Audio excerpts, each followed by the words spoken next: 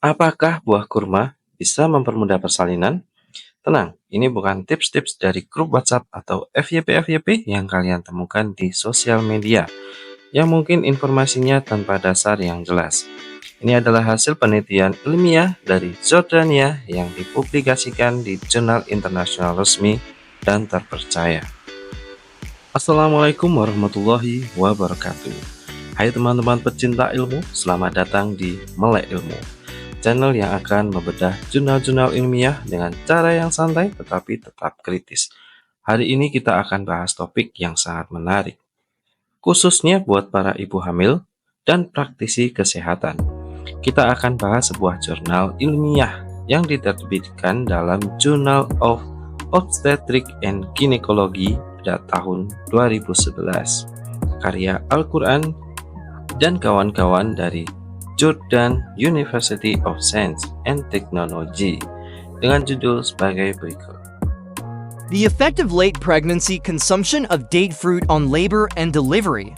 Apakah bisa makan kurma di akhir kehamilan dapat mempercepat dan mempermudah proses melahirkan? Yuk, mari kita bahas bersama. Kita mulai dari latar belakang dulu. Kenapa sih topik ini sangat penting untuk kita bahas? Penelitian ini dimulai dengan pengenalan tentang buah kurma yang dikenal memiliki kandungan gizi yang tinggi, termasuk karbohidrat, lemak, protein, vitamin, mineral.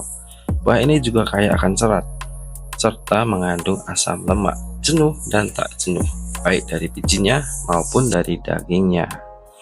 Penelitian sebelumnya menunjukkan bahwa buah kurma dapat memberikan manfaat kesehatan bagi wanita hamil, seperti mencegah anemia, mengurangi mual, dan meningkatkan kekuatan sistem imun, mengontrol tekanan darah dan kadar gula darah, membantu pemulihan kalsium, membuang racun, serta meningkatkan kekuatan dan daya tahan tubuh. Wah, ternyata banyak sekali manfaat kurma yang disebutkan dalam penelitian ini. Selain itu, ada narasi yang menunjukkan bahwa konsumsi buah kurma dapat membantu proses persalinan dengan mengurangi kebutuhan untuk induksi dan augmentasi persalinan. Nah, ternyata kepercayaan ini menarik minat para peneliti. Para ilmuwan dari Jordan University of Science and Technology mencoba membuktikannya melalui metode ilmiah atau penelitian. Mereka melakukan studi prospektif, yang artinya mereka mengamati peserta dari awal sampai akhir untuk melihat efeknya secara langsung. Apa sih tujuan mereka melakukan penelitian ini? Ya, tujuan mereka yaitu memberikan bukti ilmiah bahwa mengonsumsi buah kurma selama kehamilan, terutama menjelang persalinan, dapat mempermudah persalinan wanita hamil dibandingkan dengan yang tidak mengonsumsi sama sekali. Bagaimana mereka melakukan penelitiannya? Jadi mereka meneliti sebanyak 114 wanita hamil dengan kehamilan pertama atau nullipara dan kehamilan kedua atau primipara, dengan kehamilan tunggal, serta dengan kehamilan sehat dan usia kehamilan minimal 36 minggu, dan dibagi menjadi dua kelompok. Kelompok pertama yaitu sebanyak 69 orang yang diminta makan 6 butir kurma setiap hari selama 4 minggu menjelang persalinan. Kelompok kedua sebanyak 45 orang tidak mengkonsumsi kurma sama sekali. Jadi semua peserta tercatat data klinisnya, mulai dari pembukaan serviks saat masuk rumah sakit, apakah ketubannya masih utuh atau sudah pecah, durasi tiap fase persalinan, kebutuhan induksi dengan oksitosin atau prostin, dan jenis persalinannya, normal, vakum, forceps, atau sesar. Lanjut ke hasil utama. Apa sih yang mereka temukan? 1. Pembukaan serviks lebih siap. Jadi pada kelompok yang mengonsumsi kurma, rata-rata pembukaannya yaitu 3,5 cm. Dibandingkan dengan yang tidak mengkonsumsi kurma, yaitu pembukaan serviksnya 2 cm. Artinya, kurma mungkin membantu proses pematangan serviks. Yang kedua, yaitu ketuban lebih banyak yang utuh. Sebanyak 83% ibu yang makan kurma tiba dengan ketuban masih utuh, dibandingkan dengan yang tidak mengkonsumsi kurma hanya 60%. Selanjutnya yang ketiga, yaitu persalinan spontan lebih tinggi. Pada kelompok kurma sebanyak 96% dibandingkan dengan yang tidak, yaitu sebanyak 79%. Hal ini menunjukkan bahwa peran kurma dalam memicu kontraksi alami sangat baik. Selanjutnya yang keempat, yaitu kebutuhan induksi medis berkurang. Hanya 28% yang makan kurma perlu induksi, dibandingkan dengan yang tidak, yaitu sebanyak 47%. Yang kelima, yaitu durasi fase laten lebih pendek.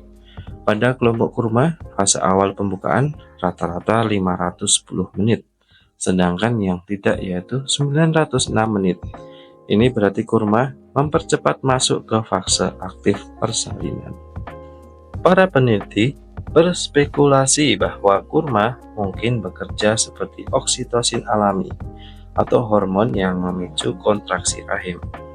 Kandungan senyawa fitokimia dalam kurma diduga bisa merangsang reseptor oksitosin atau mempercepat respon tubuh terhadap kontraksi.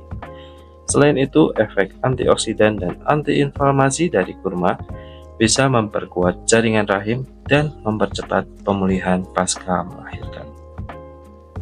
Pada penelitian ini juga ada keterbatasan studi yang harus kita kritisi.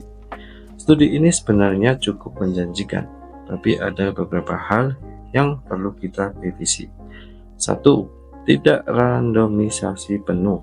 Peserta memilih sendiri masuk kelompok mana. Ini bisa menimbulkan bias dalam penelitian.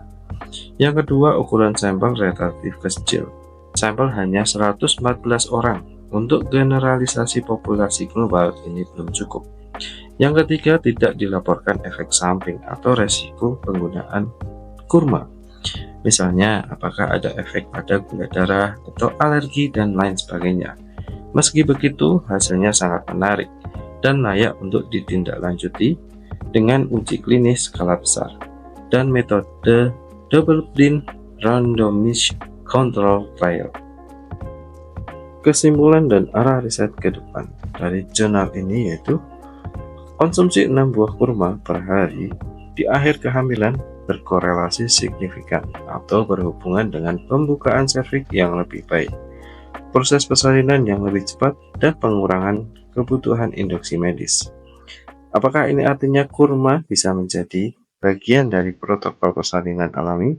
Belum tentu. Tapi ini jadi dasar yang kuat untuk eksplorasi lebih jauh, terutama untuk wilayah dengan keterbatasan akses medis.